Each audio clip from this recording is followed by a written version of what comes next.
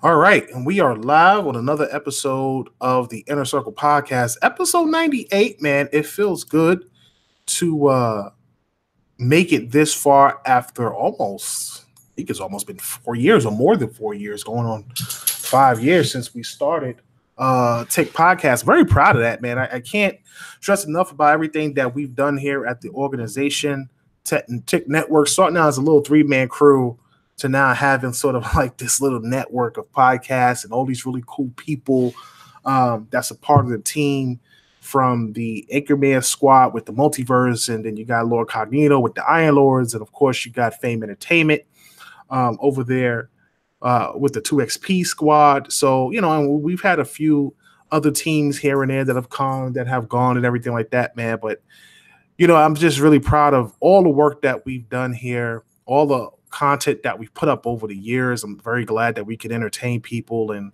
sort of give you guys a place to come to without the extra noise or the extra rhetoric. We could just talk about gaming, the negatives and positives of it all, and even a few rants here and there. So what up, Zach? What's going on, brother? Thank you for stopping in. I appreciate you hanging out with us tonight.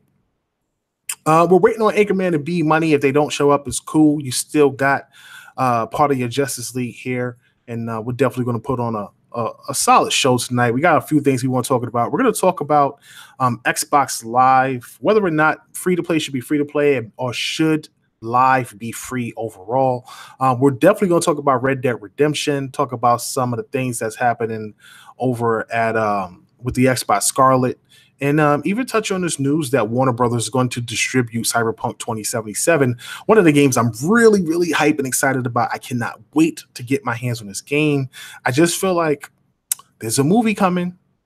there's a movie or a TV show coming pretty soon, and I will be watching it. Be honest with you, I hope it goes to Netflix, honestly. But, we'll see. We'll see how that turns out. So, Sam, what have you been playing lately? Man, I've just been playing a mixture of Forza Horizon 4 that hit Game Pass, and so that's just been a ton of fun. Like, I'm not a racing guy, right? I'm really not. No offense to the people who do love it, but I've never been into Gran Turismo, never been into motorsport. Just I play them casually at best, and that's if I'm really bored. But Horizon, I love the Horizon games. Forza Horizon is fantastic. I'm having a ton of fun with it. The environment changing through the seasons, all the different events, all the different little things that you can do, setting up your own events. It's a ton of fun. I'm having an absolute blast. Forza Horizon 4, I'm going to go ahead and say right now, will be a Game of the Year contender. Really? Okay, it will. I'm not going to say it's going to win. It probably won't even win for me now, but it will be a contender. Listen, it deserves to be in the talk, because what Playground Games has done here, it's astounding. I see people all the time on my Twitter feed, dozens, if not hundreds, saying, I'm not a racing guy, but man, this is awesome. I downloaded this through Game Pass. I love it. It's incredible. It really is. What's crazy is that, you know how there's like actors and actresses who win awards, you get your Oscar or you get your Emmy or whatever. Mm-hmm. And, people get nominated, and it's like 5-time nominated. It doesn't matter if you won. It just goes to show you how the quality of one's work is, that you are a contender within the nomination pool for exactly the award. That's all that matters. Exactly. That's all. The fact that this can be compared, the fact that this will be in the conversation with God of War and Red Dead Redemption 2 is enough. It's not going to beat them. We know that. But the fact that they can be compared in a genre that outside of Forza is on the decline speaks volumes. It really, really does. It definitely is huge. I'm definitely I haven't really played it as much. I got around to play like the first level. One of the reasons why I like to play the game, because they actually have my name in the game. They actually have the fake name Wood is in the game. So I'm driving, and Anna's like, Wood, make it right here. And I'm like, bro, that's just cool. That's just absolutely cool. Because I have such an awkward name for a black dude. Like, I hate to make it a racial thing, but it's true, because my last name is Irish, and my first name is just like real Southern. Like most people that I know have like a sub, like Linwood is not a New York name. I'm from New York, so we don't have a lot of Linwoods in New York. But but my last name is Hennigan, so I've literally named my son the most Irish name you could possibly name him in Liam Hennigan. You know what I'm saying? Imagine what his life is going to be like as an adult when he goes to the doctor's office or he gets called to the principal office, God forbid, for something that he did wrong. But it's just funny, man, overall that, I shorten my name down mostly because people don't either can't remember it or they get it mixed up sometimes. So I just say, just call me Wood or whatever. And, they got Wood in the game, so it's pretty cool to see that. And it's funny because I just remember playing all the sports games where you can create a character and give him your name, but you always had to pick like these trash tag names if your name couldn't be pronounced in the game, like Mr. Wonderful or, Super Guy or some crazy crap like that. Super Guy dunks the ball or Mr. Wonderful runs for a touchdown. It's so bad, Mm-hmm. So it's pretty cool, man, to be able to have a game actually say your name or something similar to your name. I think that's pretty awesome. I've been playing Destiny though, overall for the most part. I've been playing Destiny and watching a ton of Netflix, man. Really a lot of Netflix over the past week is sort of kind of coming out of this, I won't say this book phase, but sort of trying to settle down back into life after sort of elevating myself over the last couple of weeks. So it's been kind of crazy as things start to settle down a bit. I'm starting to get back into the motion and flow of things. And I've been playing a lot of Destiny and grinding, playing multiplayer, trying to get this powerful gear because I was such a low level and everything. Posted up some screenshots on Twitter or some gameplay clips on Twitter, which was pretty cool and fun to see that actually just go directly to Twitter and everything like that. So that's pretty cool. Another thing I want to touch on before we start the show as well, to give you guys a heads up, I want to talk about Nintendo's second console. This is a big deal to me. This is surprising. So I definitely want to touch on that as well. So we're going to go ahead and get the show started. Make sure you go ahead and share it out to all your friends and make sure you go ahead and support the squad. We truly appreciate your support as always. We're going to go ahead and get the show started. Here we go.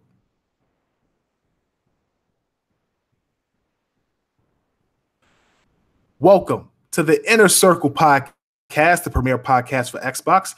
I'm your host, Carol XKL, with Direwolf 484. Hey, everybody. How's it going? And shout out to Anchorman V and B Money 101. We are the Inner Circle Podcast. So listen, man, a lot of people have been griping about free-to-play games. You now have cross-play with PlayStation 4 and the PlayStation fan base on a few of these titles that are now multiplayer and being able to cross over to Xbox and PlayStation as, one pool of people you can play, starting with Fortnite. And Fortnite is a free-to-play game. And over the last couple of weeks, at the Tick Game Network and a few other places, we've been seeing people after crying about including PlayStation and trying to get PlayStation to join this sort of, cross-play initiative between Xbox and PC and Nintendo. Even though PlayStation's been doing it for a while with PC, they're now part of the console circuit. Now they flipped the script and now are trying to get Microsoft to make free-to-play games free all around, because still with some free-to-play games, you still need Xbox Live to play multiplayer. And with that being said, there's been an uproar of Xbox fans defending the free-to-play model because you still need Xbox Live to play some of these free-to-play games. And we've even had some people come out and say Xbox Live multiplayer should just be free the way PlayStation was back in the day on PS3. And to that I say, at least for the Xbox Live part, to that I say I disagree. What is your thoughts, Sam? Not only do it's not about whether I disagree or agree. At the end of the day, it just ain't going to happen. Even Nintendo is finally coming around and is charging for Nintendo Online. It's no longer feasible. These companies can't do it. They're not going to do it. They won't do it. End of the discussion. Nintendo is so disrespectful because they're online. Listen, their two cans in a wire network is horrendous, and they got the nerve to charge people for this service. When you got to call people communicate by cell phone, this is just out of control. Like I saw Reggie's comment about when someone asked him, why are you guys doing it this way? And he says, because we're different. Are you serious? Is that Is that your answer? You need not to be different. You need to conform and join everyone else because that is not feasible to be able to communicate with people that you're playing with via mobile. What? That is insane. Who does that? But anyway, I digress. Nintendo does. Yeah, who does that? Nintendo. You are exactly right. This is the reason why they'll be behind the curve when the next generation starts. But that's cool. They got a dedicated fan base, so shout out to them. But with that being said, here's the thing.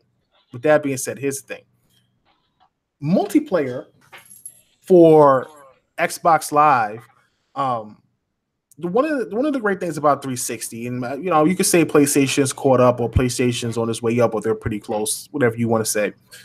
Multiplayer for Xbox, because we've been paying it since the OG Xbox for such a long time. I have to admit, I think obviously what you're paying into has truly become one of the best networks out there as far as being reliable, not having as much downtime. Of course, you're going to have times where live is down, it doesn't work. It's a server, for Christ's sake. These things happen. A million things can happen at a server farm. You just don't know. But for the most part, live is pretty reliable. You might go down once a week. You might go down all day, but it'll get repaired in a certain amount of time. But for the most part, you're not down for 3, 4, 5 days at a time, months at a time, weeks at a time, and things like that. Not saying that any other platform is doing that, but it's not something that happens, at least with Xbox, based on what I've been playing and my knowledge of the platform. Mm-hmm. With that being said, I remember a time where Sony had their issues and it was free. And my thing is, when I look back at the days during the PS3 era, and this is no disrespect to PlayStation, I'm not trying to bash PlayStation, but I'm just keeping it 100. When I look back at the era of what was happening with PlayStation, I truly felt like because the investment wasn't there, they didn't have the money to make PlayStation either as reliable or as secure as Xbox was. Anybody could be hacked. That is without question. I'm not saying that you can't get hacked on Xbox. Anyone can be hacked.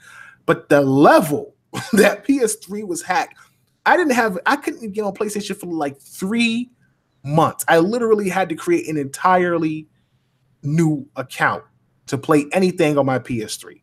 That's how long it was. They even had the class action lawsuit where people had to, Sony had to come out in their pocket. They took the blame for it and pay people or refund people or give them whatever they had to give them for that whole fiasco. Xbox never had to go through anything like that. But a lot of people still recognize PlayStation for doing something good when it came to playing multiplayer games for free. For Xbox Live, I feel like multiplayer being the only thing behind the paywall makes sense. And obviously you have deals with gold, you have games with gold. That's great as well. And that's an incentive. If you take multiplayer off of live, I truly believe live dies. It will. People will not pay for it. They will not. They won't pay for PlayStation Plus if they take their multiplayer away. And spoiler alert, they wouldn't pay for Nintendo Online if multiplayer wasn't required for it. That is the driving factor, and that's why it's not going to happen. Exactly. I 100% agree. I sit up here and say to myself all the time, if you start removing the multiplayer aspect of it from behind the paywall and just try to push the deals with gold for $60 a year, people are not going to look at it like it's worth it. It's very rare that I'll go on deals with gold and find games that interest me enough to want to buy. You know what I'm saying? Like normally, if it's a game that's really interesting, like a Wolfenstein or Dishonored, it's almost a year has passed before I'm even able to get that game at a low enough discount to where I feel it's worthy of picking up. You know what I'm saying? Like, Wolfenstein is now $24.99. It's $59.99 brand new. That's 50% off. I got to get that game. Or 75% off. It's like $20. Yeah, I'm gonna hop on that. That's the perfect time to grab something like that or whatever. But when you have games that just come out, it's like, it's $59.99 and that's on sale for, $49.99. I don't really feel that's a decent enough incentive. So if you have deals like that, and the games with gold, honestly, are okay at best, you have really good months every month, every 3 months or every 4 months, you might get a really good month. It's not really big enough to really maintain itself as a placeholder to say, hey, I want to invest in live so I can pay for deals and I can pay for gold. You would have to put something else behind that, like a Game Pass, to make that worthy enough to get people to stay on it. But multiplayer is what people play for. So my only thing is, I agree with that aspect. I think that free-to-play games should be free-to-play, though.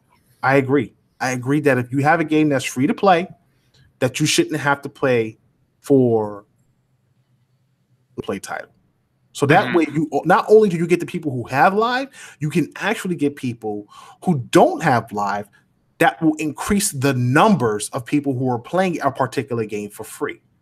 Right. You know Right. what I'm saying? Exactly. And yeah, and they should take away the requirement to pay in order to play free-to-play games. Absolutely. Nintendo and Sony have both taken it away. They should take it away as well. That is more than reasonable. Expecting them to make multiplayer free as a standard is not reasonable and will not happen. I think it's pretty clear. You know? Yeah, absolutely. I think the only way that happens is if they do put Game Pass behind it in some type of bundle.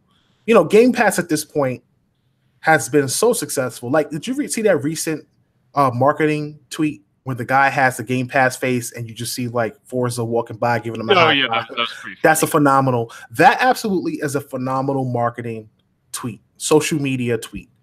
That's a phenomenal tweet because as it's not showing you a screen of a bunch of games that you have to look through or pause the screen to see what is on that list. One by one, there is a high-profile game walking by the Game Pass guy and giving him a high five.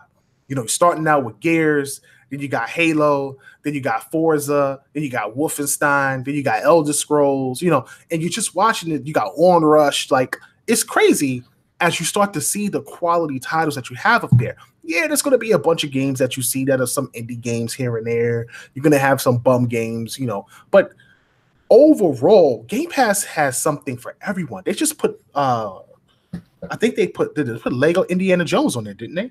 Yeah, they did. Yep. Yeah, Lego Indiana Jones is on there. There's a couple Lego games on there for your kids. You got racing games on there. There's indie games on there for some of the younger teenagers and the young adults. Then you have the more mature games. You got first party on there. It's really worth it at this point. And the more Microsoft is putting their first party titles on it, could you imagine? This is what I'm saying.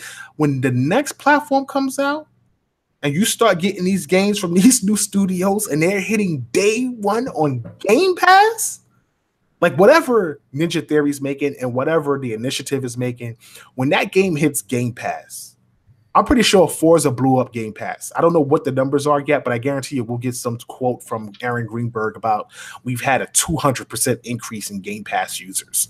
You know what I'm saying? Yeah. There's no hardcore. There are a few numbers people are beginning to calculate, but I don't want to throw anything out there because we lack concrete data. You know, I'd prefer to just wait and get the official report.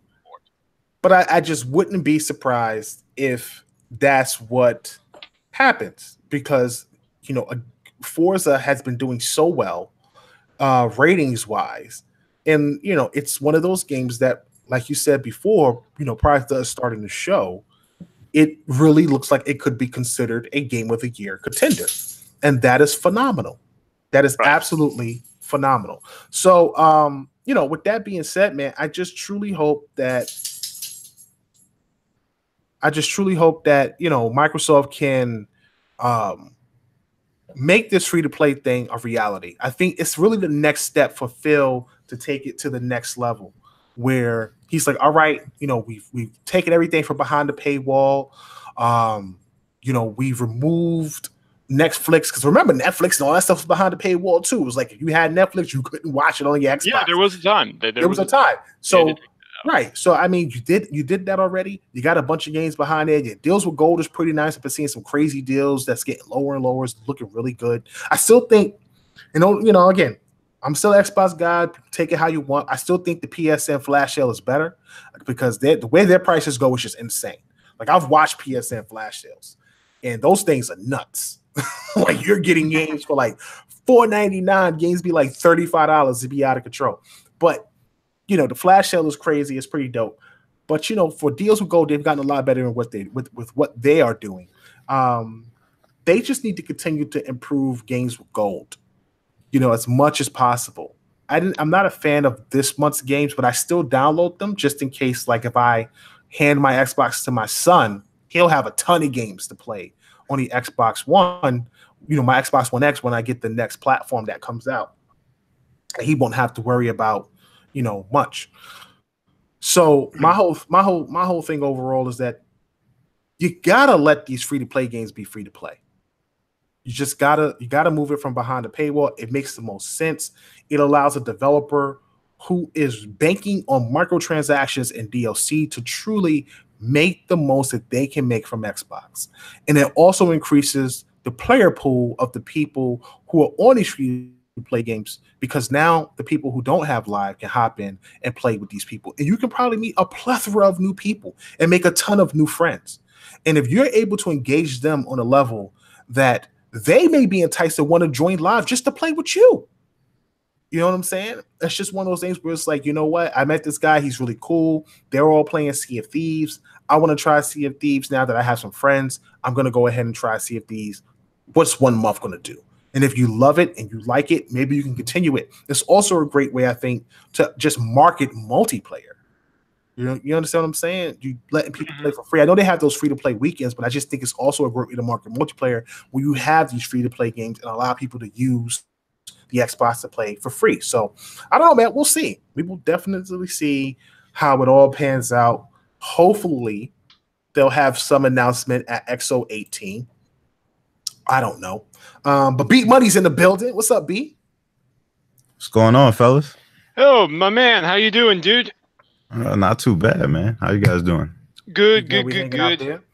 So, B, we up here talking about Xbox Live, the great Xbox Live. And, I posed a question because of all the sort of nonsense that I've been seeing lately of people complaining about Xbox Live should be free, or that the multiplayer games for free-to-play games should be free. What is your thoughts? Yeah, I think they definitely should remove the paywall for free-to-play games. I think it's something that a lot of people have been asking for a while now. Even going back to the PS3, PS3 360 era, PS3 had free online period, so you can pretty much access all their games online. But one of the things that they kind of stuck to this generation is that they weren't going to charge you to play free-to-play games. And I think, when you look at some of the bigger free-to-play games like Warframe, Fortnite, things like that, that are really shaping the market for free-to-play games, you have to kind of play by the rules. Everyone else is doing it, so kind of got to be able to adapt and do that as well. So the paywall for free-to-play games should come down. I know a lot of people complain about like the chat and stuff like that too, but I think that's also built into what the whole Xbox Live experience is. So I'm not too sure if that has to be removed or whatever, but free-to-play games definitely. Yeah, absolutely. I agree. Absolutely. Definitely free to play games. I don't think live should be free. I like what they've been doing for live, honestly. If you remove live and made it free, how many billions of dollars do they lose? Absolutely. I mean, look, even Nintendo is swapping to a paid online service after all these years. The companies know that they have to do it to get that financial backbone. They have to. Yeah. And again, it's not I'm not trying to confuse anyone. The free-to-play games on the Xbox are free. Like when you purchase the game, they're free. It's just to play the multiplayer. What we mean by paying is that Xbox Live to play multiplayer isn't free. So if you don't have Xbox Live, you can't play the multiplayer aspect of the free-to-play game because you are stuck behind the multiplayer paywall, which is $60 for the year, $9 for the month, or whatever deal or discounts you can find, whether it's Xbox rewards or CD keys or whatever discount you can find on live from anywhere between $30 to $40, which is like $20 to $15 cheaper than normal price. So, that's sort of what we're talking about. But yeah, we agree. Yeah, the PS4 does have that advantage as far as when it comes to free-to-play games. You don't have to play for these games. You know, it's an advantage that Microsoft needs to make the changes to compete. We recently heard that PSN is going to be allowing name changes soon. I just recently heard that PS5 may have backwards compatibility with both the PS4, the PS3, the PS2, and the PS1. If you're quoting that reset era rumor, I'm going to reach through the screen and slap you. I'm not. But here's the thing, though. Here's the thing about that. The thing about that, though, is that it only makes sense to go forward. Anytime you have a platform, like same thing with PS3 and 360. 360 was like the crown achievement. Excuse me, not 360. Xbox Live on 360 was like one of the biggest crown achievements for the 360 era. Parties, you even had movie party at one point before they took down, but Xbox Live parties were so innovative. One of the things that I hated about PS3 the most was the fact that there was no parties. Like when I would play PS3, I just felt alone. Like I felt like I'd be playing a game and I'm just playing by myself. And yeah, you would have multiplayer lobbies and you have headsets, but there's just a different experience you got with 360. That changed with PS4. They've added their lobbies and their parties, and you can have X amount of people in that. And Microsoft, you know, they were fumbling in the beginning of the generation. Remember, B? You couldn't get a party with somebody. We didn't understand what you had to do. You had to go through this crazy process. Jumping through massive. Yeah. And I think people forget how crazy the OG Xbox was when it launched. It was a mess. It was a complete mess. Everything you had to go through just to get into a party with someone and stay in a party with someone. It was insane. And they finally got it down after X amount of years, and now it works perfectly fine. But I think my point is that with every generation, you try to adapt to what you probably couldn't do last generation. And I think the PlayStation recognizes that backwards compatibility, even though they had it with the PS3 and dropped it for the PS4, and Microsoft was slick enough to make emulators within their own platform. I can't see Sony not starting the PS5 and not having something in place to, at least if you don't cover the PS4, you do cover the PS3, PS2, and PS1 games. They still have their PSN network, PS network thing that they're going with the streaming and the downloading and all that stuff like that. But for the people who still own their Final Fantasies and their Legend of Dragoons and their Dark Clouds and their Arctolads, if you have those discs, it's a possibility you may be able to put those in, download those to the hard drive, and play those games. I don't know what type of funky technology they got to put in the PS5, but I would not be surprised if they did that. And if they did, that is locking in that PlayStation fan base. Huge. A lot of people are going to be locked into that platform. So Microsoft truly needs to make sure that whatever they didn't do this generation, besides the hardware, which is something I think they'll continue to push going next gen with benchmarking, trying to put out the best console hardware you can put out. We've already seen them step up with first party. So we know that's going to be going in a great direction. And hopefully the games produced will follow in what we're all looking for. But the other little things that you might not have this gen, you know, sort of like the share play feature. You know, a lot of people, we don't have that. We don't really care much about it, but it's a big deal to some people on the Sony side, on the PlayStation side.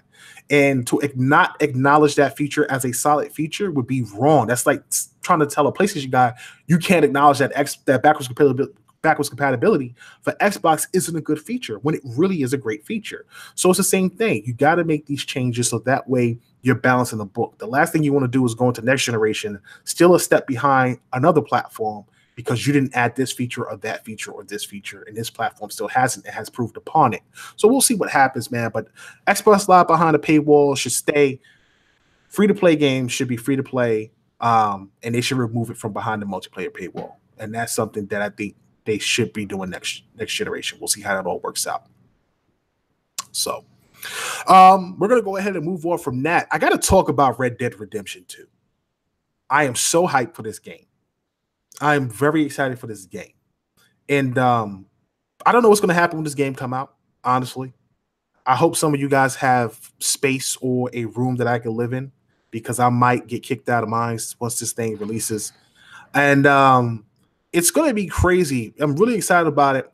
Now, this is supposed to be like a prequel to the last game. if you haven't played the last game, make sure you check it out. It's on Xbox as a downloadable, backwards compatible game. Pretty cheap as well. And it's all Xbox. If you have the Xbox One X, it's all enhanced. As far as the resolution and stuff like that. So that's pretty dope. But Red Dead Redemption is going to be a big game. And the online is going to be big. I'm trying to understand what are they going to do with this Red Dead Redemption game and whether or not the online will follow in the footsteps of Grand Theft Auto. I mean, sorry, go ahead, man. When they kind of officially announced Red Dead 2, and over the last year they've been kind of teasing us with all the content, and I just at first I felt like it's going to be Red Dead, it's going to be a great game, but I didn't think it could reach what GTA was as far as like just the hype and the overall sales, and just the mass mindshare that GTA has over so many gamers. But the closer and closer we get, man, I feel like if they don't get there, they could at least get half of what GTA is. You know what I mean? Oh, yeah. I think they can get into the 40-50 million sold. And if that online is anything like GTA's online, I think they definitely get there. I think Red Dead is going to be the game of the year. It's not out yet, but I just know it is. It's going to be game of the year. The amount of details they have put into the game is ridiculous. They've had so many teams work on this game, and we still have not seen any of the story beats of all the content they've showed us. Everything is just some offshoot side missions, right. Just atmosphere and things like that. So I'm really excited for this game. I can't wait. It's the only other game I'm buying besides Soul Calibur day one until Black Friday. So I can't wait until we get to October 26th, because that is definitely going to be a national holiday for a lot of gamers. Oh yeah, I hear you. And while I'm at it, I'll piggyback off that. Pray for Nick and I, because we're going to be co-reviewing that, and that is going to be an interesting task trying to review that behemoth. But B, I don't know if you saw this, but did you see the leaked map supposedly that was going around of like some internal testing? Someone shared it of the map of Red Dead Redemption 2. I did. So did you notice that the map for the original Red Dead Redemption is contained within it? Yes, I did. That has sparked a lot of speculation. And a lot of people are wondering just what they're up to, why they're including that map, because the impression that I was getting before this was that this was more of a state-trotting adventure. That they were going all over. They're going to the Rockies, then the Bayou in Louisiana, on the run from the law, in the gang. So I don't know. It's a little too early to call it. I don't think they're going to go quite as crazy as some people might say, but it's interesting. I'm curious what's going on there. But yeah, I'm super hyped for it. I cannot wait. I'm playing the original one right now, getting myself prepped on everything, getting everything fresh in my head, and it's going to be astounding. They're going to have the heist, which the heist were actually my favorite thing in GTA 5 by a country mile, planning out the heist and getting your crew together and all that sort of thing. So that's going to be there. And then all these environmental factors and realistic AI ecosystems. I can't wait. I was telling Eric, actually, I think Red Dead Redemption 2 is going to be for AI and world simulation what The Witcher 3 was for writing and story content. I think so. In a big single player game. I really do. For a while there, I was sort of like open world out. You know what I'm saying? There was so many open world games that came out this generation. I just was like, man, I cannot play another. Oh, whoa, what is this? Red Dead Redemption 2 comes out, and I'm like super excited about it. But here's my thing, man. I've always wanted to play. I remember when they first introduced the Red Dead Redemption game in the multiplayer. I remember being so excited about it back in the day when I was a bit younger. And I used to play with these guys. And I was like, man, we got to I wanted a posse. Remember that movie Posse, that cowboy movie? And I just remember like all the cowboy movies that used to have cowboy gangs and how I always wanted to be a part of a cowboy gang in a game. And I'm like, man, I didn't get that with the multiplayer for Red Dead Redemption 2. Like for Red Dead Redemption, I didn't get that. So with Red Dead Redemption 2 and thinking about Grand Theft Auto, I'm like, man, it would be amazing if you could do that. If you could have your own, bandit hideout, if you could, find a certain location, if you were able to, get a crew together, or just like you would have clans in Grand Theft Auto, you would have a crew or a crime syndicate squad on, Red Dead Redemption, and you guys could meet other people, like get in shootouts with other people and rob other businesses that people may own or start turf wars. I think that would just be absolutely amazing if they were able to do that. Somehow, some way, you have to be able to implement these little things that really make the life of like a cowboy game almost as real as possible, like the Young Guns. You got some people who want to be the law, you know what I'm saying, trying to regulate towns. Some people who just want to be a part of the gang. I think that'd be really awesome if they did that. I would be super excited for it. But overall, I'm definitely hyped for the game. I'm excited for everything that they're doing with it. And of course, it's Rockstar. And, you can't go wrong with Rockstar. Though I am disappointed with some news recently that I'll touch on in a second, but you can't go wrong with Rockstar. And they are really setting the trend for the definitive cowboy game, because it's one of the few genres that we don't get enough of. I don't know if there's a lot of cowboy games anymore compared to how it used to be back in the day. There used to be so many cowboy games. Nowadays, it's just difficult to find them. Why is that, you guys think? That's tough to say. I think for one thing, apart from Red Dead and the brand that they've been able to build there, Rockstar's been able to build there isn't really a lot of excitement for them. You don't see a lot of cowboy movies these days either. It's just not something that's on the forefront of people's minds, I think. And so developers are keeping that in mind when they're pitching ideas. Yeah, I mean, you got to think if you're not Rockstar, how much hype is going to be behind your cowboy game? Exactly. And fun fact, Rockstar initially expected to take a loss on Red Dead Redemption.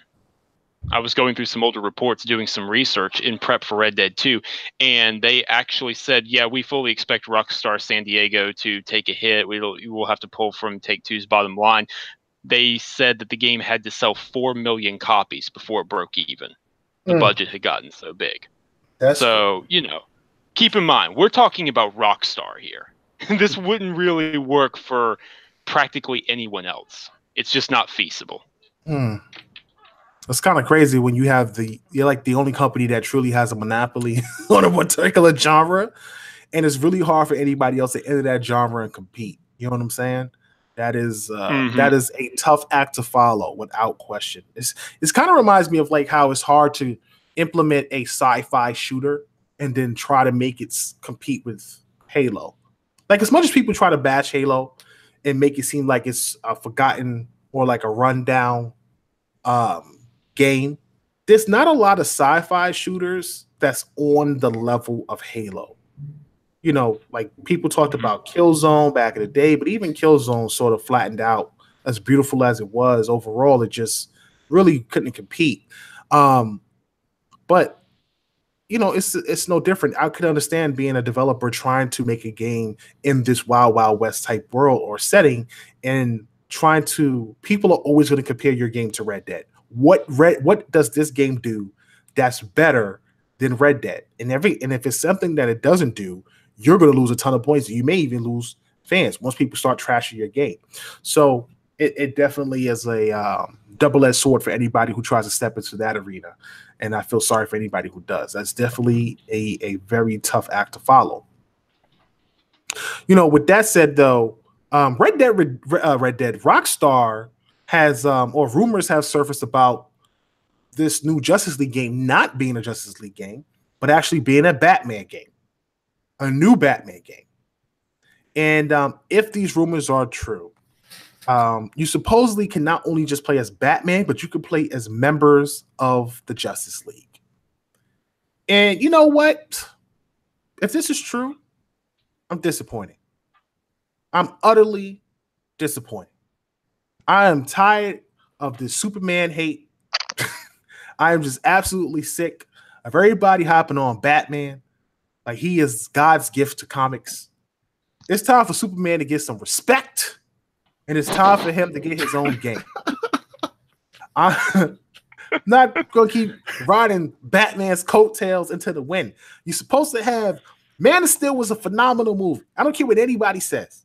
I watched that movie over and over and over and over again. And the way Michael Shanks played Zod is one of the best depictions of Zod I have ever seen in my whole entire life. From comics to movies to the TV shows, he has done a phenomenal job and really portraying Zod. He was a great villain. He was an excellent villain. And his speeches that he would give to Clark and Kal-El were amazing. However, we haven't had a good Superman game in forever. And ever. Well, ever. Yeah. We've never had a good Superman game. Rockstar had an opportunity to produce a game. Even if it was Justice League, I could have respected. They had an opportunity to produce a game that could have put Superman at the forefront and give him his just due. But nah, he's got to ride the coattails of Batman once again. It's the same thing that happened in the Batman vs. Superman. It's supposed to be Batman vs. Superman, not Batman and there goes Superman. Because that's how I felt through the whole movie.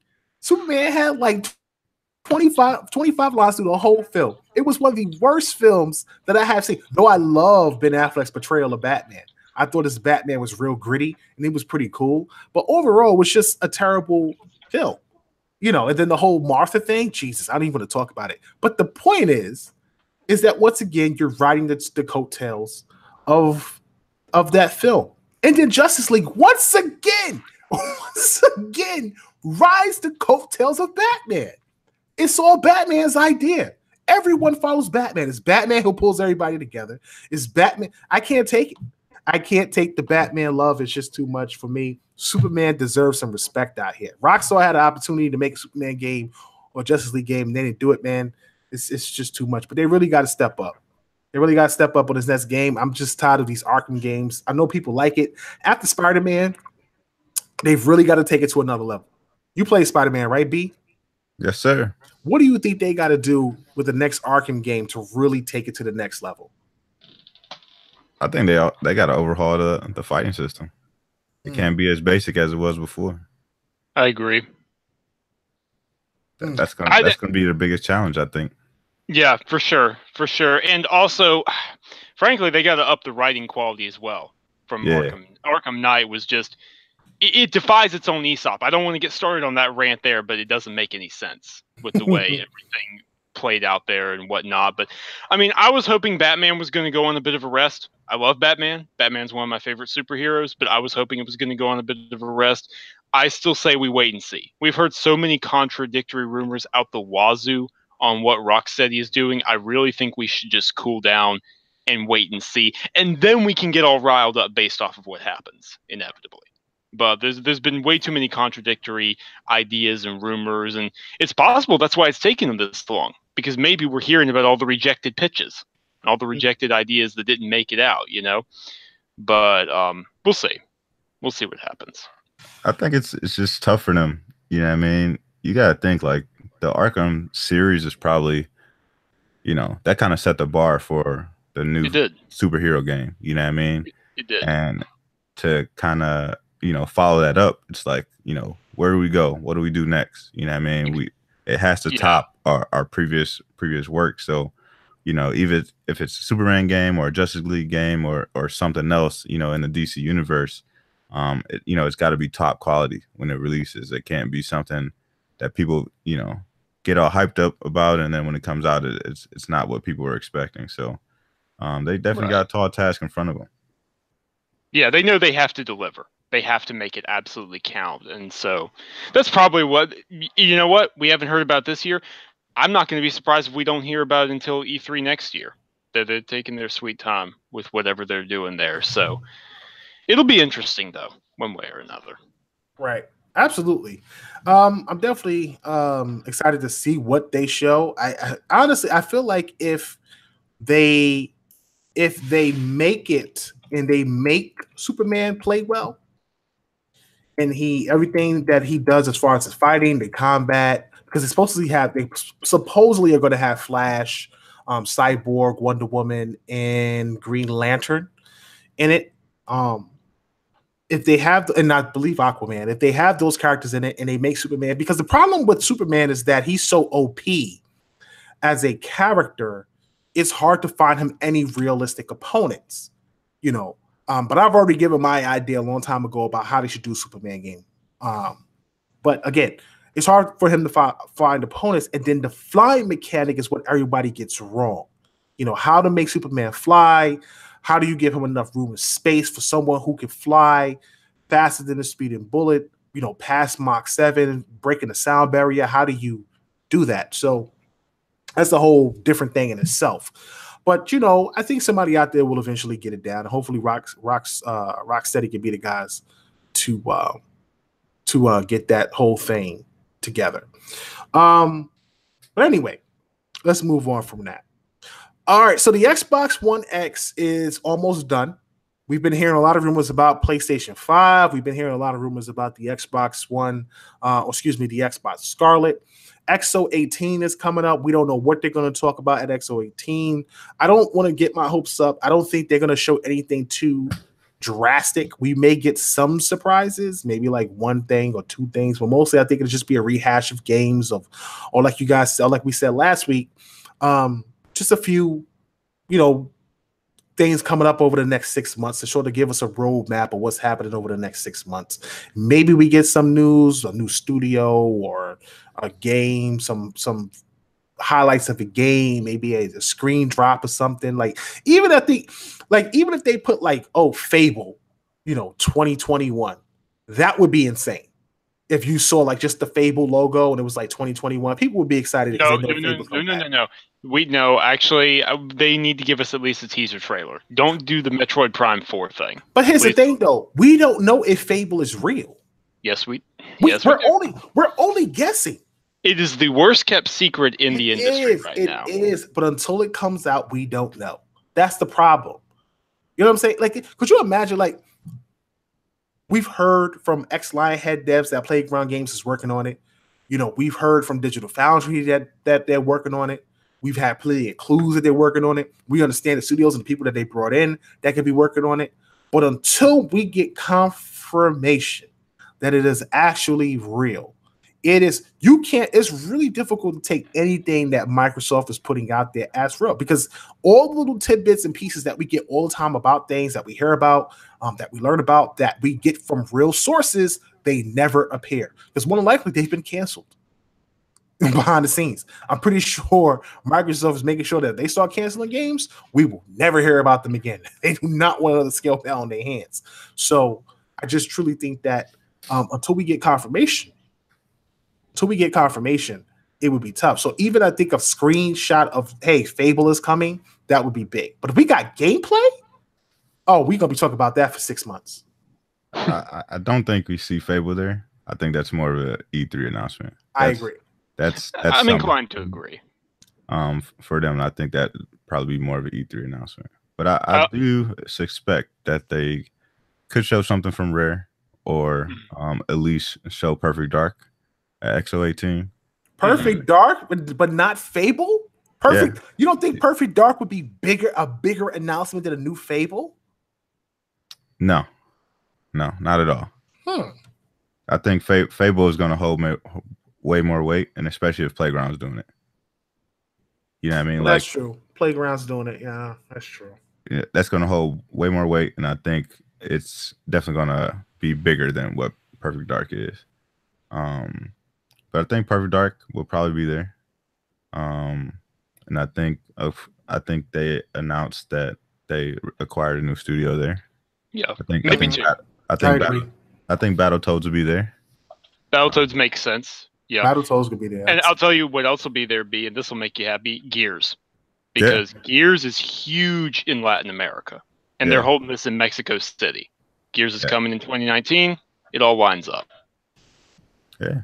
So I think, you know, you don't get anything crazy, but I think, you know, if you get some of those smaller announcements, you know, something like Perfect Dark, get Battletoads out there. You know, I'm trying to think if they would even announce or like tease anything from any other studio. Maybe Ashen and Below finally get their release date. Yeah, Ashen. I think Ashen will be there, because that might even be announced and then say it's ready for Game Pass that same day. That'd be pretty cool. That's going directly into Game Pass, so I think that would make sense. That Ashen Devs just confirmed that, you know, the game is still coming out this year, so that would totally make sense. Yo, dead ass, if Below don't come out this year, I'm gonna be hot.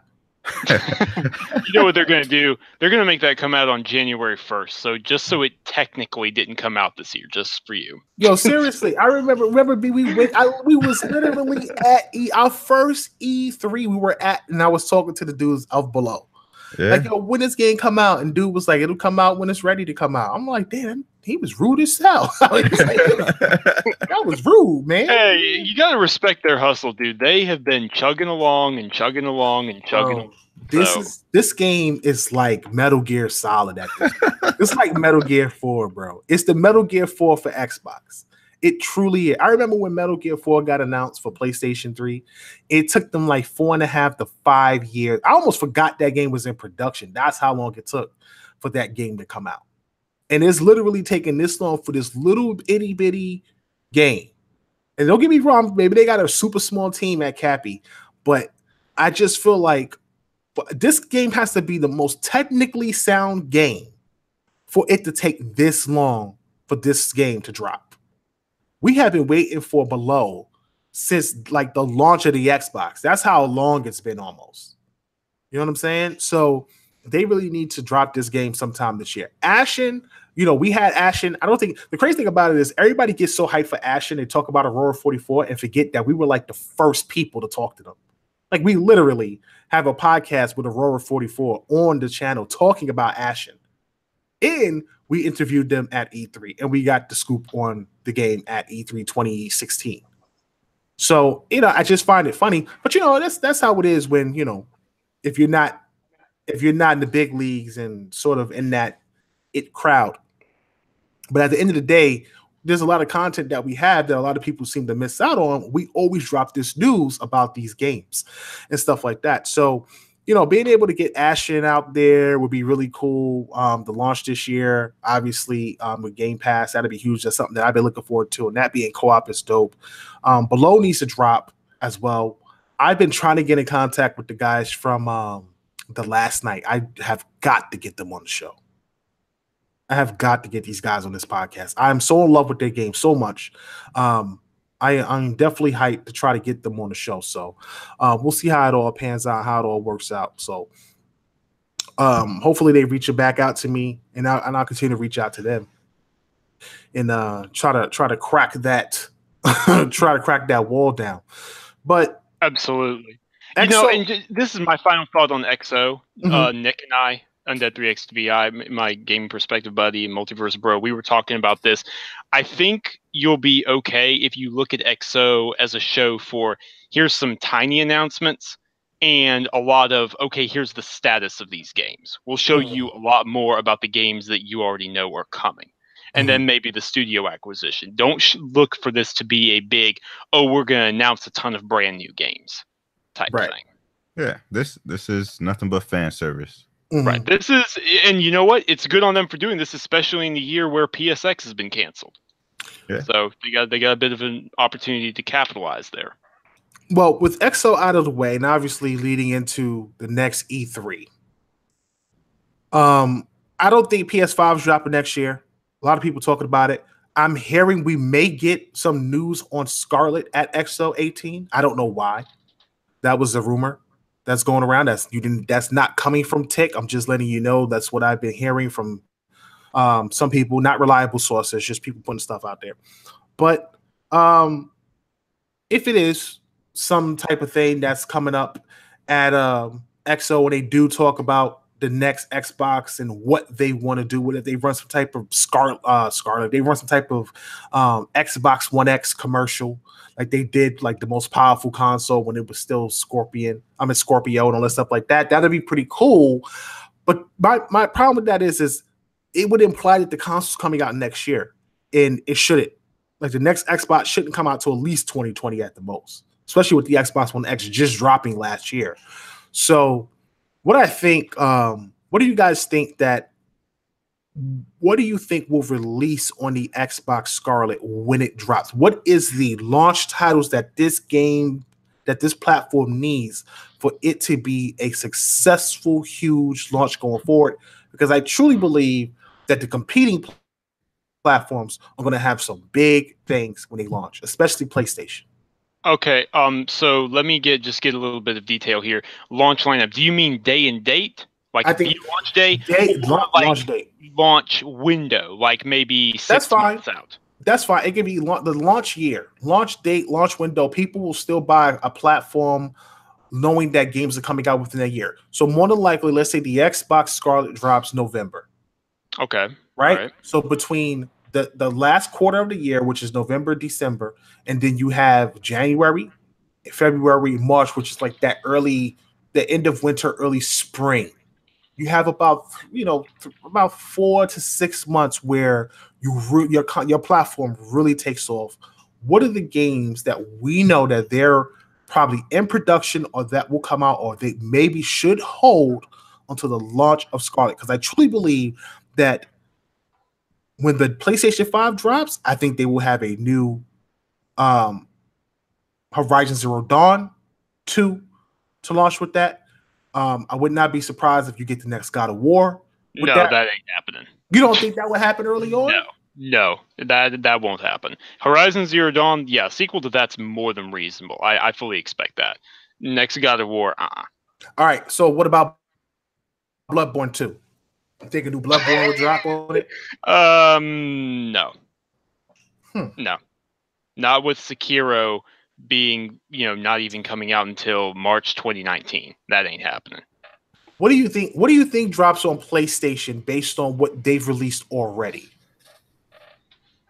Horizon Zero Dawn, the sequel. That's it? Yes, because it's a huge new IP. That will be their big game. They're gonna have something. They're gonna have something else besides. They'll have something else, but that will be the biggest one by far, and it will help. It will make a difference for sure. I don't know. I think one would think back. So the Xbox One dropped with Rise Son of Rome, Forza Motorsport 5,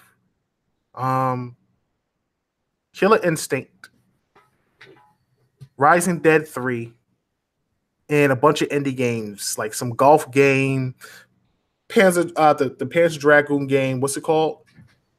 A Crimson Dragon. Crimson Dragon, yeah. Crimson Dragon. And then like a few weeks or a few months later, you had Matt's Curse of Brotherhood. And Titanfall. Like and Titanfall was a few months later. And Titanfall was a few months later as well within that window. And Titanfall was like in March. Honestly, that wasn't a bad first 6 months. No, it wasn't. No, it wasn't bad at all. It wasn't that bad. It wasn't bad at all. I thought, even though Rise Son of Rome didn't do well, I liked Rise Son of Rome a lot. I thought it was a great game, just was repetitive and the same enemies over and over and over again. But it was a solid entry for a release title. It felt like a launch title. It felt like if they were able to be successful with that game, they could have improved upon it and released a second title, which would have been massive. It would have been much better than the first one. I really love Red Dead. I really love Dead Rising 3. It was my first Dead Rising, and it was amazing to me.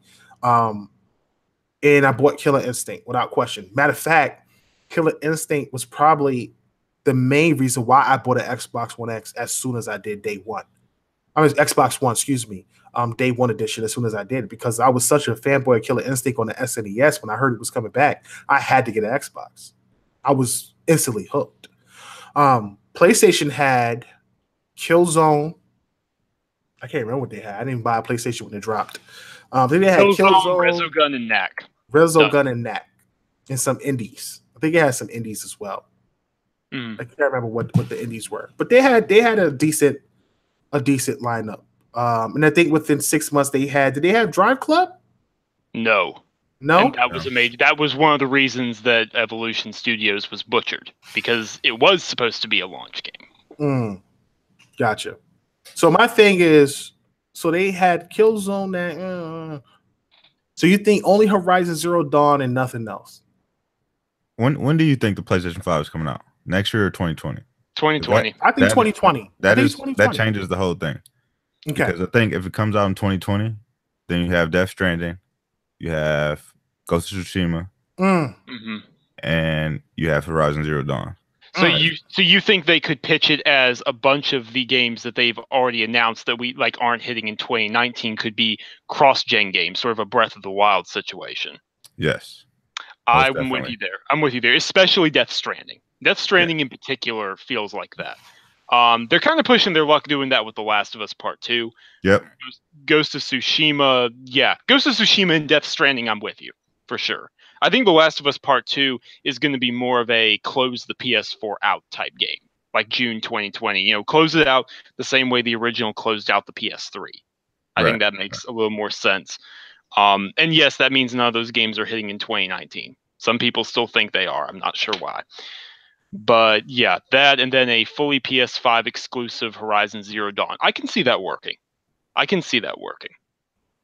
Yeah. Yeah, but that's a big lineup. What is Microsoft? What do you think Microsoft drops? Okay.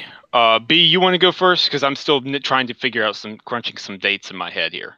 So if they go 2020, then I think it's launching with Halo Infinite. That would be amazing. A Halo game launching on an Xbox? Yes. That would be. I don't even. Has a Halo ever launched on? Oh no, the Halo Combat Evolved launched on the OG Xbox. Yep. But that was it. Exactly. That's symbolic. I'm not gonna lie though. If you came out with your next Xbox and it did release with the new platform, that would be huge. That would move units. Everybody would hop on that. New engine, new console, benchmark platform. That would move units without question. Yeah, I think it launches with Halo Infinite. Okay. I think we see Ninja Theory's game might be ready by 2020.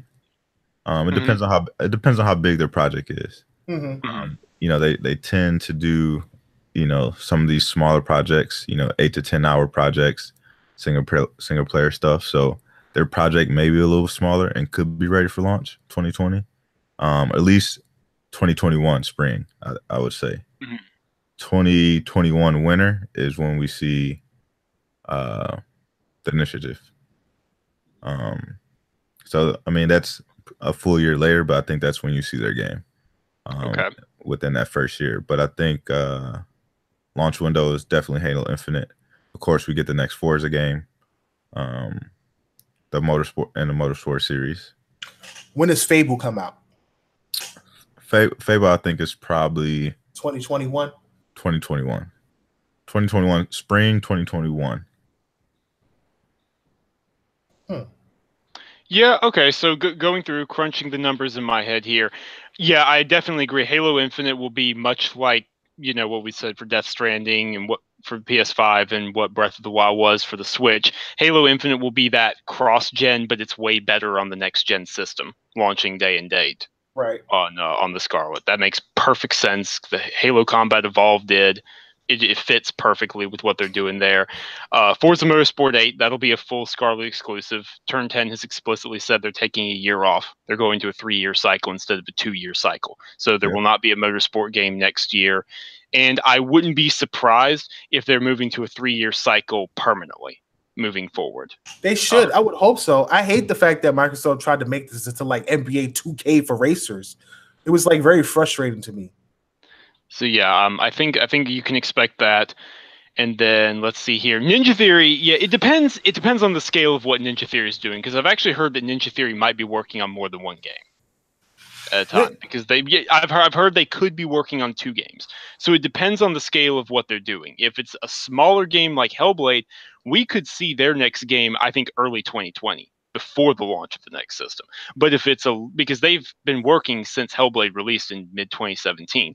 But if it's a larger scale game with more people working on it, bigger, more open, whatever, it takes more time, then it's probably an early 2021 game. Either way, it falls close to it. So it's going to be close in there within that year. And then Fable is, I think, definitely an early 2021 game. Like April to June 2021, something like that.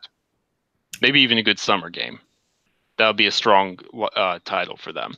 And then let's see here. Battletoads is supposed to come out next year, or In the Will of the Wisp is coming out next year. I'm trying to think. I feel like there was something else, but I'm not sure what it was. I think they'll likely have some sort of third-party game, some sort of third-party deal that was signed by Microsoft Studios Global Publishing. Something like that. Do you think they get back to the third-party exclusives? I don't think they get back to is a strong phrase. I think more. That's why I said Microsoft Studios Global Publishing. I don't think it's just going to be them buying a third-party game like Dead Rising 3 or like the Rise of the Tomb Raider time deal. I'm just saying more along the lines of something we don't know about, that some project that they're working on with somebody else. That's what I was trying to say. Okay. Something that was probably signed in mid 2017 with some other partner that we don't know about. Kind of like how Halo Wars 2 was made by Creative Assembly, right? And that's the kind of thing I'm talking about. One of their IPs that they're not doing anything with it, and they're going to let someone else make something with it. That would make sense to me. Don't be shocked if the next Forza that releases has a story mode.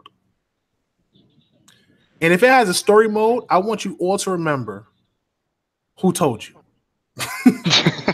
Hey, that's fine. Because we did this interview a few months ago with one of the devs over at Turn 10, and we literally talked about with Forza Horizon, not to be disrespectful to them, but sort of taking the mantle for Forza Motorsport. And Forza Motorsport over the years, I wouldn't say declined in quality, but sort of, I guess, people have started to recognize that it hasn't been the same. As great as Forza Motorsport is, for some apparent reason, people are gravitating more to Forza Horizon. And Forza Horizon, every 2 years, has upped its ante. Like, it's improved its quality, it's improved its production, it's improved on something that already has a high standard. And for some people, they feel like Motorsport has leveled out. And we brought up the thought of even changing Forza Motorsport to having some sort of story implementation to it, instead of just racing for a championship over and over on all these different tracks.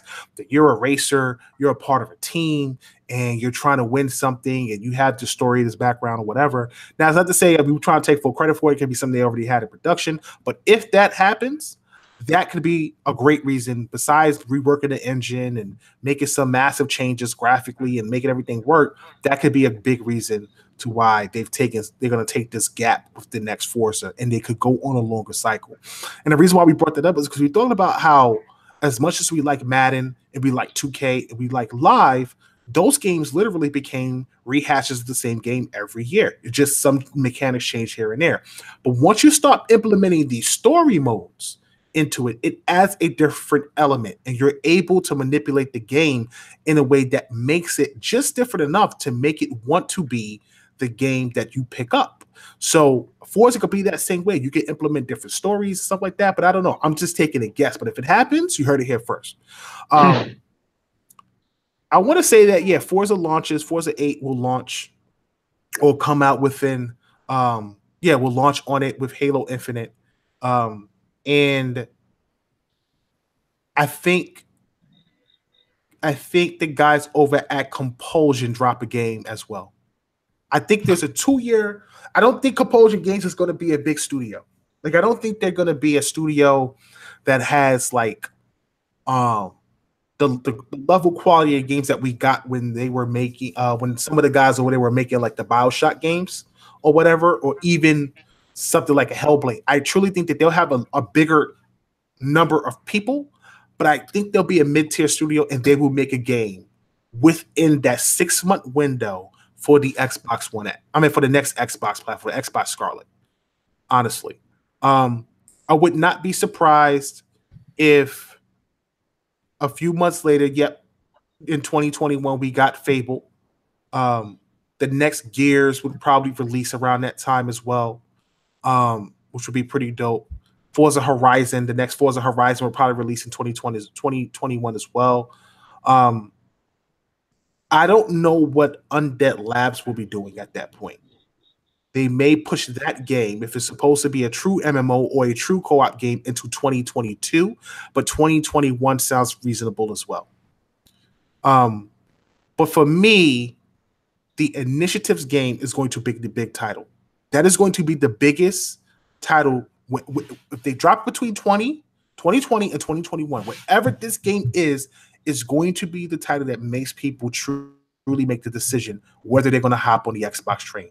They need to have a game that is like that sort of brings the fresh and new excitement of what Horizon Zero Dawn did for the PlayStation gamer and the PlayStation brand.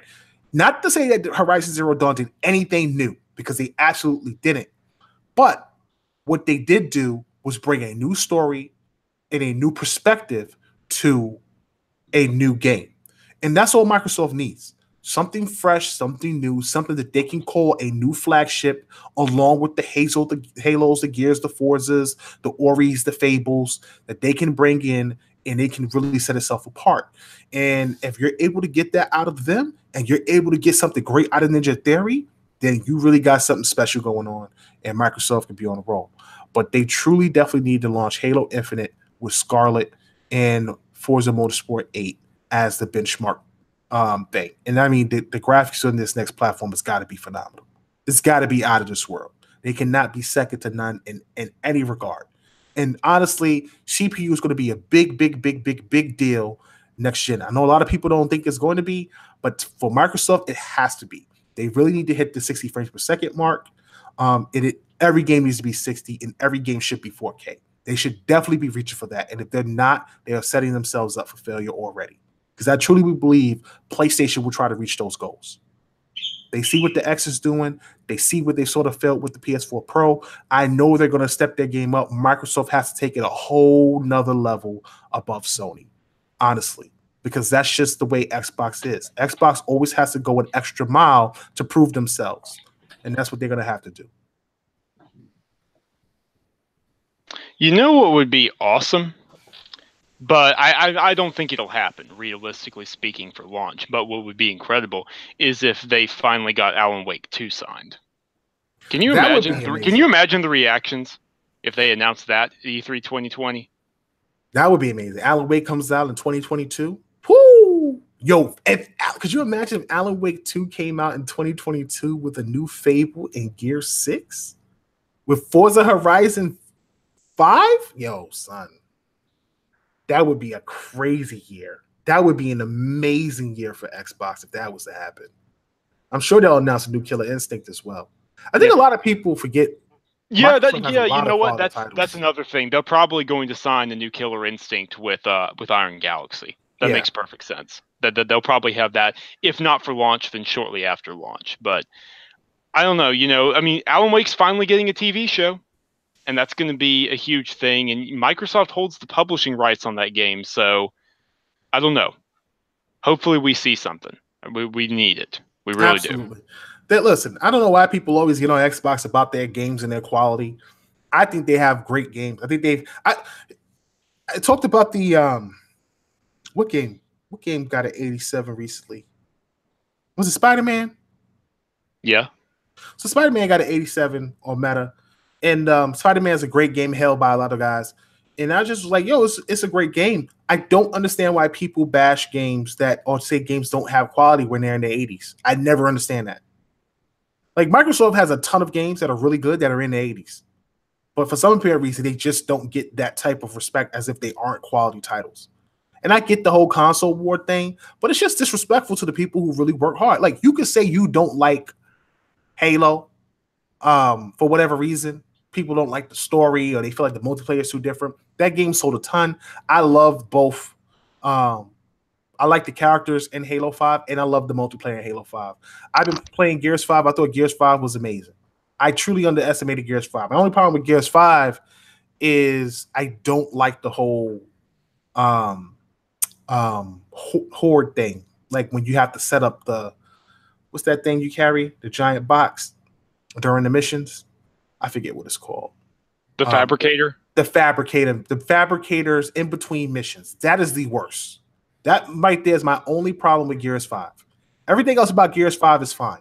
I'm cool with. But that whole fabricated thing, bro, it's a pain in my butt. Like you're in the middle of a game and you're wrecking shop, and then all of a sudden you walk up on the fabricator. It is such a it only happens momentum 3 killer. times in the game, right? It's 3 times too much. I mean, they were trying to sell people on the horror mode when people were already sold on horror mode. I hear you. I'm not saying it shouldn't be there. I mean, or that it should.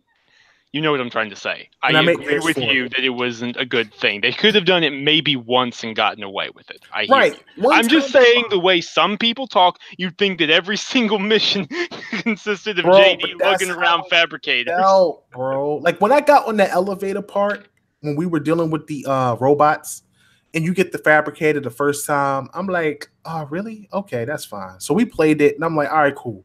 Then I think the second time we got it, what is the second time we got it?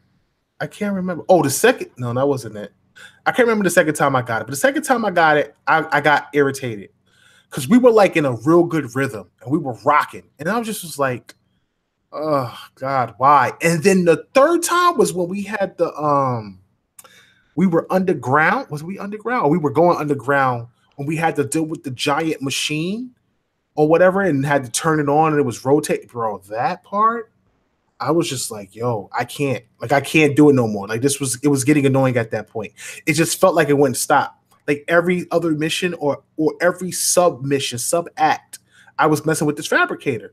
And I'm like, it just was really slowing down the momentum and the pacing of the game. And that's the one thing that I disliked about it. Other than that, the game was absolutely beautiful, stunning graphically. The environments were amazing. The dialogue is intense. Learning the story about basically the swarm, but the swarm, but they're basically kind of like locusts or whatever, or a hybrid of. So I don't want to give away the story, but learning that history and what they're doing with people, that's dope. That was really fire. So I was really impressed with that, and I look forward to the next game, which really got me excited for the next game. But yeah, overall, they've put out some great games. Freaking people always forget Killer Instinct. And Killer Instinct is like an 85 or 86 on meta as well. And it's not to say that you need to depend on meta at all. I don't rely on reviews. I just buy the games that I think is going to be hot, that I like and I'm interested in. But at the same time, people really disregard the quality titles that Microsoft put out. And they put out a lot of great games. I'm always going to bat about the Microsoft Studios and stuff they put out. And I just think with Forza and what they got coming out in the future and the new sources they hired, they're going to be rolling, man. It's going to be hot. Next generation for Xbox, they're going to be on the ball, but they just got to make sure that they get their communication down right and they stop leaking the stupidest things and saying the stupidest things and get everybody on the same page, because the biggest fault that they had this generation was communication.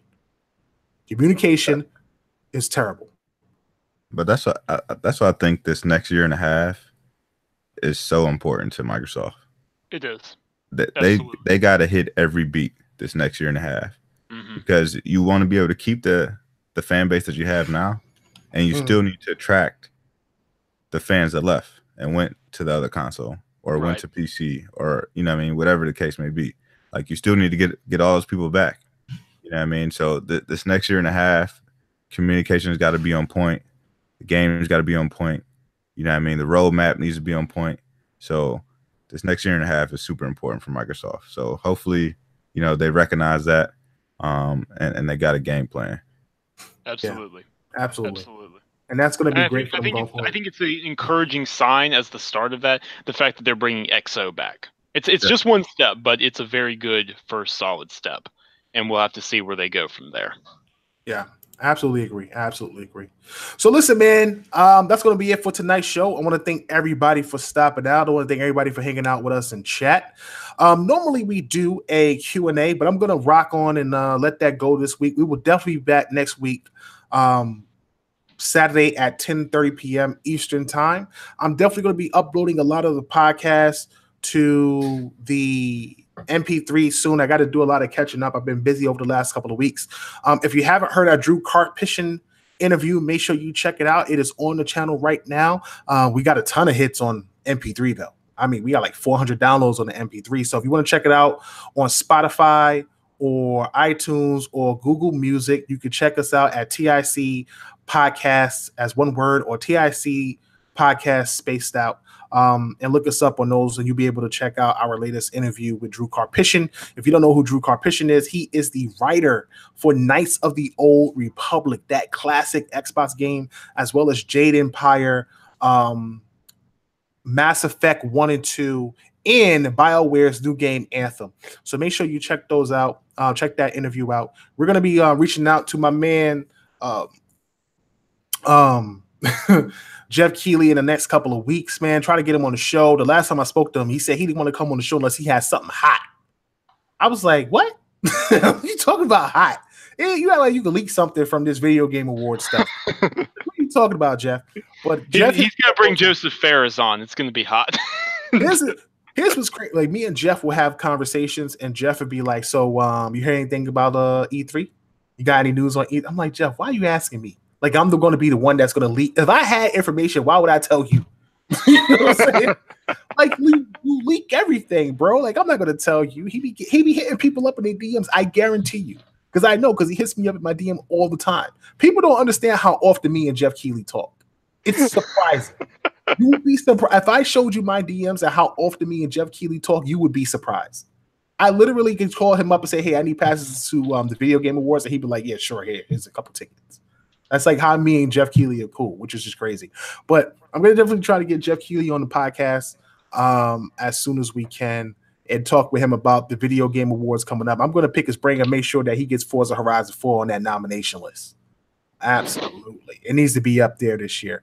And that's it, man. So listen, make sure you tune in tomorrow to the Iron Lore podcast, which comes on, I believe, at 11 a.m.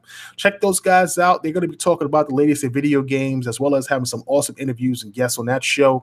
Check out Multiverse on Mondays at 8 p.m.